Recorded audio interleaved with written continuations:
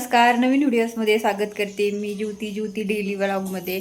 तर आज मस्त बाहेर पाऊस 4 दिवस झालं कायम पाऊस चाललेला आहे. काल पण व्हिडिओमध्ये मी तुम्हाला दाखवलं.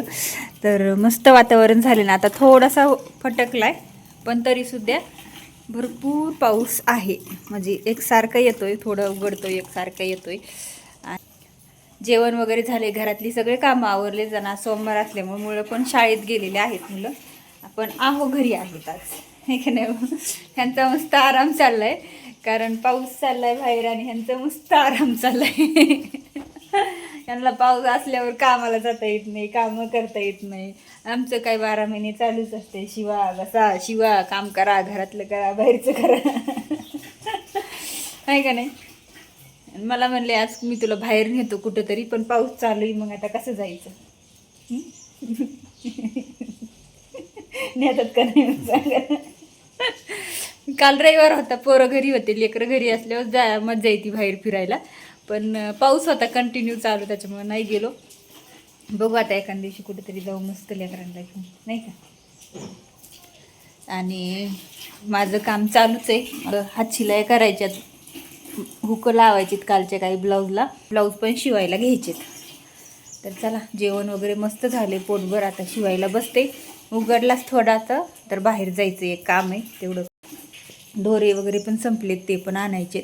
ब्लाऊजचं थोडंसं सामान आणायचे आणि घरी तर मग त्यांना राबून घ्यायचं थोडंसं.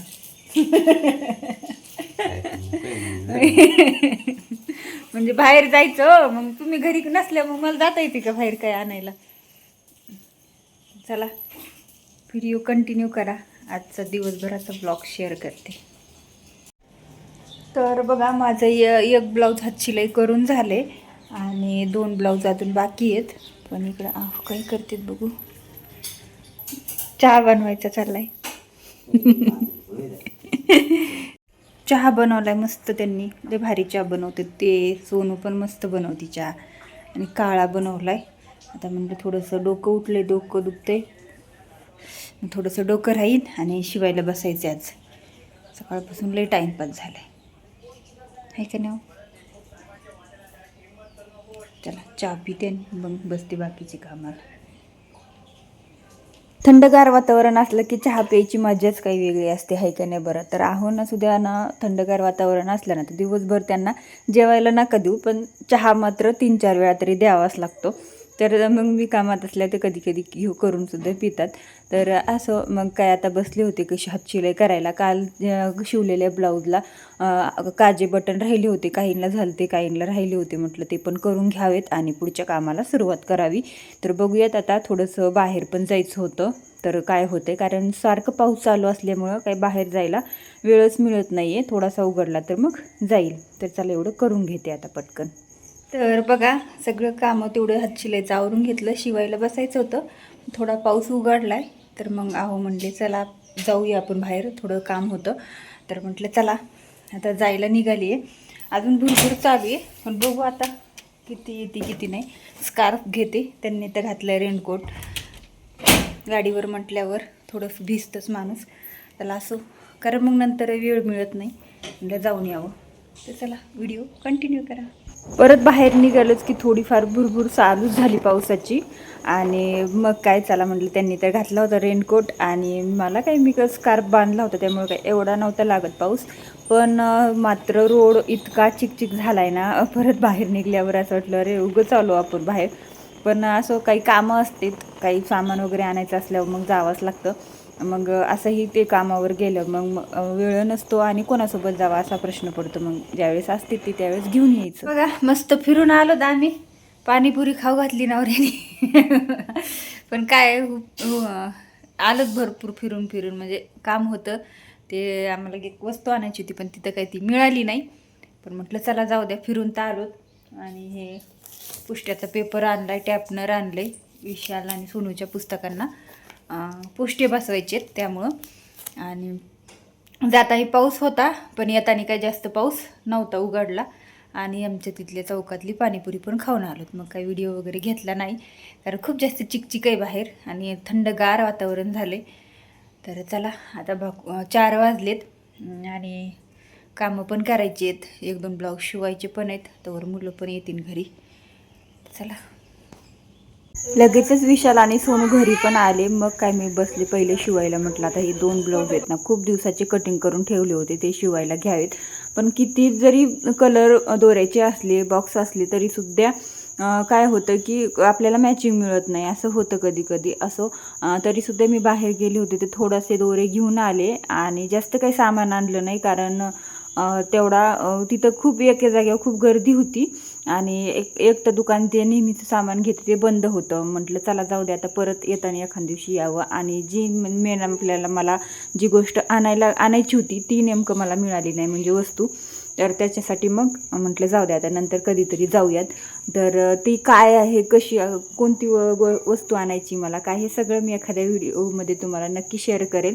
पण मला ती क्वालिटी आवडली नाही. 2-3 ठिकाणी होती ती वस्तू, पण काय होतं की क्वालिटी आवडली नाही. आणि आता मला क्वालिटीविषयी मी थोडा पण हे करत नाही, म्हणजे कमी जास्त असं बघत नाही. तर बघूयात आता कुठे मिळेल, काय मिळेल. 2-3 ठिकाणी सांगून ठेवलं, विचारून ठेवले आणल्याच्या नंतर. आणि काहीतरी करायचं आहे म्हणून ते करायचं आहे. पण आता बघूयात. मी हे सगळ्या गोष्टी मी तुम्हाला आत्ताच नाही सांगणार. ज्यावेळेस माझ्या हातात येईल त्यावेळेस मी काहीतरी करेल, त्यावेळेस मी तुम्हाला नक्की सांगेल. तर चला, तर अशा होतं आज माझं हे टेलरिंगचं रुटीन. पण असो, आता ब्लाऊज शिवायला तर बसलेच आहे, तर म्हटलं 2 तरी ब्लाऊज ॲटलीस्ट करावे. कारण एकदा जर बाहेर निघलं तर मग दिवस जातो, परत आपल्या घरातले काही कामं असतात, मग त्यामध्ये मग आपला अख्खा दिवसभराचा वेळ जातो आणि मग ब्लाऊज शिवून होत नाहीत. मला असं वाटतं की कमीत कमी दिवसातून एक तरी ब्लाऊज शिवावं, कारण उद्याचा ज्यावेळेस दुसरा दिवस उघडतो ना, त्यावेळेस एक काम कमी झालेलं असतं आणि दुसरे ब्लाऊज तर आलेलेच असतात शिवायला. पण ते शिवायचे जे ब्लाऊज पडलेले असते त्यातलं एक तरी ब्लाऊज आपलं पूर्ण झालेलं असतं आणि तो आनंद मनाला काहीतरी वेगळाच असतो. तर असो. आणि मला बऱ्याच ताई कमेंटमध्ये विचारतात की ताई, आम्हाला ब्लाऊज शिवायला खूप कंटाळा येतो.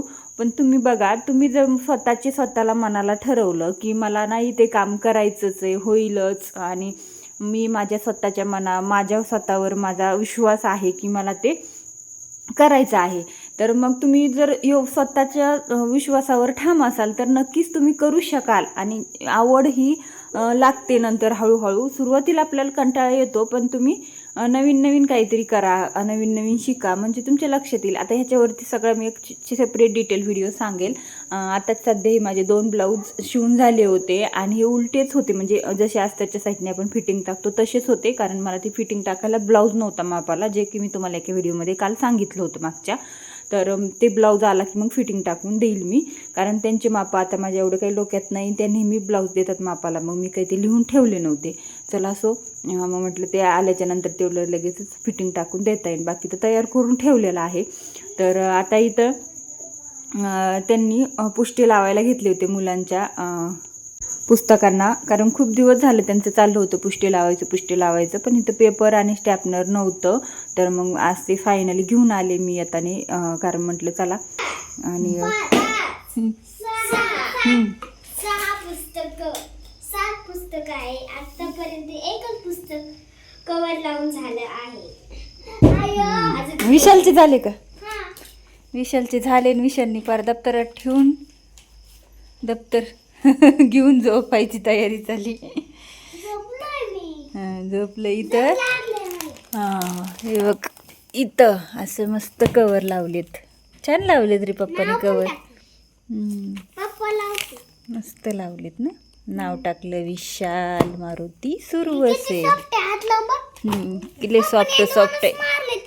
हां, सॉफ्ट आहे, लय सॉफ्ट आहे.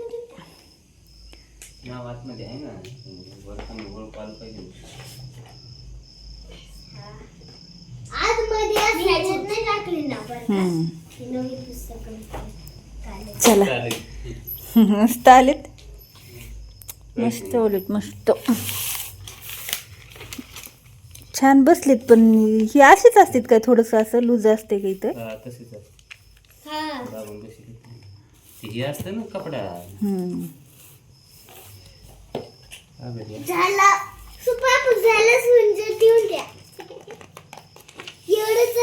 पुस्तक असे पुस्तक लय आवडायचे. पहिलं आपल्याला छोट्या साईजचे पुस्तक असायचे नाही का? आता सगळे मोठेलीच असतात नाही का? नाही आत्ता मोठाली येते ध्यानला, पण पहिलं आपल्याला अशी एवढाली मोठाली कुठं होती पुस्तकं, एवढंच होते का? फक्त एकच पुस्तक असायचं भूगोलचं मोठं, आणि बाकीचे सगळे छोट्या साईजचे असे एवढ्या साईजचेच पुस्तक असायचे, ज्याने आहे का नाही? माझे पण मोठे. तर चला आता ह्यांचं काम चालू द्या, मला करायचं आहे आणि सगळे cover झाले. स्वयंपाक करायचं आणि खायचं नाही का, झोपायचं. नाही, दुसरं काही बनव ना गं, खिचडी.